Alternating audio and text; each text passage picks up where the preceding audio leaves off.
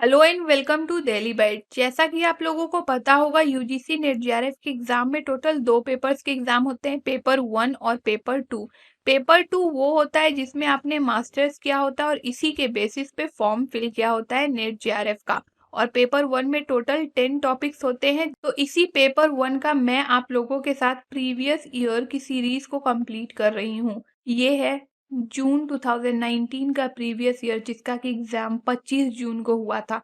ये है पार्ट 1, इसके बाद पार्ट 2 आएगा। और इससे पहले मैंने बहुत सारे प्रीवियस ईयर के सीरीज को कंप्लीट कराया है, जिसे देखने के लिए आप हमारे चैनल के प्लेलिस्ट में जा सकते हैं। वहां पे यूजीसी नेट जेआरएफ पेपर 1 करके प्लेलिस्ट बना होगा, जहाँ पे ये सारे ही लेक्चर्स आपको सीक्वेंस वाइज मिल जाएंगे। तो चलिए हम देखते हैं हमारा पहला क्वेश्चन। इनमें से कौन सा मेथड होगा यदि हम लोग फिश बॉल के अंदर कुछ चिट्स को रख दें और उसको बारी बारी से उठाने को कहा जाए।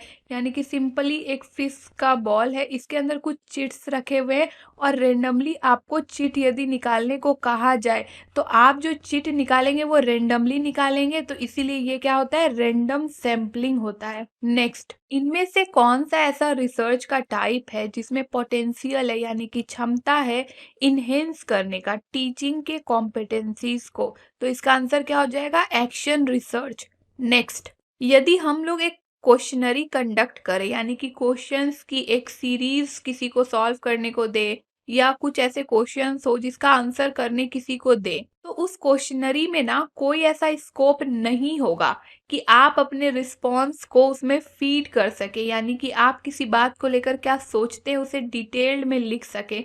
हो सकता है ये क्वेश्चनरी कुछ इस टाइप का होगा, क्वेश्चन होगा, यहाँ पे ब्लैंक होगा, यस भरिए, नो भरिए, या फिर बहुत सारे ऐसे ऑप्शंस होंगे कि या तो ये होगा या तो ये होगा, तो किसी एक को आप टिक करिए। तो यहाँ पे आप अपने पूरे रिस्पॉन्स को फिल नहीं कर सकते हैं, सिर्फ आपको यहाँ पे टिक करने का ऑप्शन मिलता है। तो इस टाइप के क्वेश्चनरी को क्या बोलते हैं, क्लोज इंडेड। नेक्स्ट, एक वर्कशॉप का मतलब क्या होता है, hands on experience. Next, learning की ऑब्जेक्टिव क्या होती है, यानी कि लर्निंग का उद्देश्य का क्या मतलब होता है।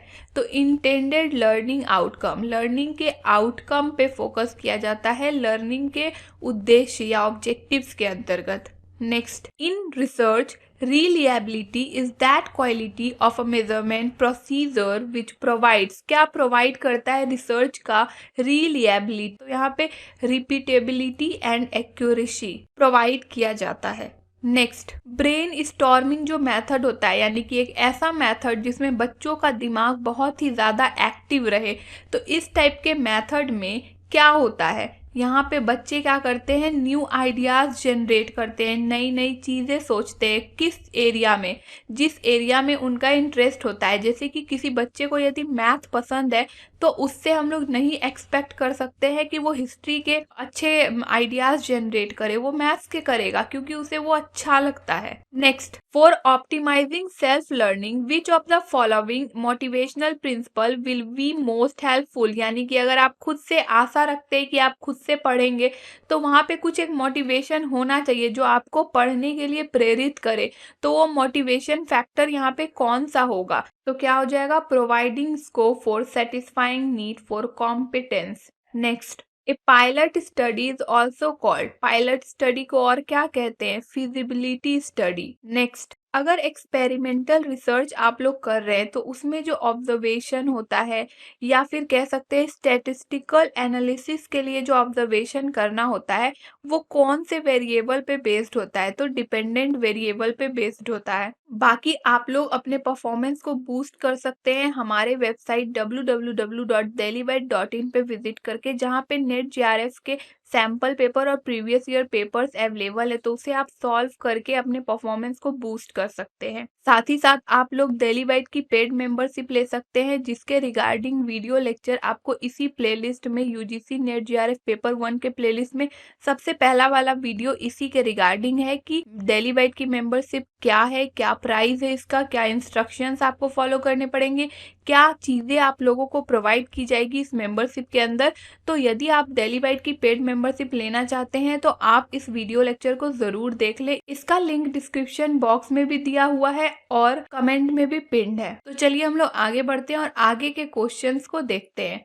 आगे के क्वेश्चन 11 to 15 इसी कॉम्प्रिहेंशन पे बेस्ड है। तो आप लोग पॉज करके पहले इस कॉम्प्रिहेंशन को रीड कर लीजिए, मैं आगे के आंसर्स को आप लोगों को बताती हूँ। क्वेश्चन नंबर 11 का आंसर है of the responsibilities of human resource. Next question number 12 का आंसर है understood in the past. Next 13 का आंसर है 1947। नेक्स्ट क्वेश्चन नंबर 14 का आंसर है the rise of unions. Next question number 15 का आंसर है the job you did. Next ये जो क्वेश्चन नंबर 16 है ये स्क्वायर ऑफ अपोजिशन पे बेस्ड है। तो यहाँ क्या कहा जा रहा है कि स्टूडेंट्स जो हैं वो सीरियस है, इस बात को फॉल्स मानना है आपको। अगर स्टूडेंट सीरियस है ये गलत है, तो इसमें से कौन कौन सा ऐसा है जो ट्रू होगा? तो इसका आंसर क्या हो जाएगा? ऑप्शन नंबर डी, यानी कि all students are not serious and some students are not serious. ऐसा इसलिए हुआ क्योंकि अगर ऑल में पॉजिटिव अगर गलत हो जाता है तो उसके सम वाला होता है वो भी गलत हो जाता है। इसीलिए अगर ऑल गलत है कि सारे स्टूडेंट सीरियस है तो of course some students are serious भी गलत होगा।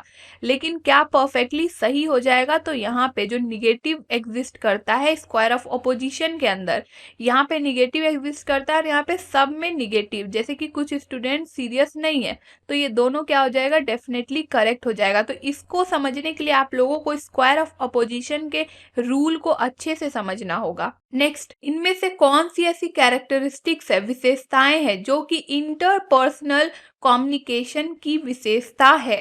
तो इंटरपर्सनल कम्युनिकेशन क्या होता है? जब दो लोग एक दूसरे से बात करते हैं। तो देखिए, जब दो लोग एक दूसरे से बात करते हैं तो हो सकता है वो बातों को लेकर वो लोग फोकस्ड भी हो सकते हैं या फिर अनफोकस्ड भी हो सकते हैं। नेक्स्ट, ये question number 18 logical reasoning based है। यहाँ क्या कह रहा है? All birds are cow, all birds are cow. तो इसी स्टेटमेंट को और कौन कौन से ऐसे यहाँ पे एग्जाम्पल्स दिए गए हैं जो फुलफिल कर रहा है? तो इसका आंसर क्या हो जाएगा? ऑप्शन नंबर सी, यानी कि सारे ही। तो देखिए यहाँ पे पहला स्टेटमेंट क्या बोल रहा है? Some cows are bird. तो देखिए कुछ ऐसे गाय हैं जो बर्ड है, जो इसके अंदर आएंगे। ये ऐसे काउज हैं जो कि बर्ड है।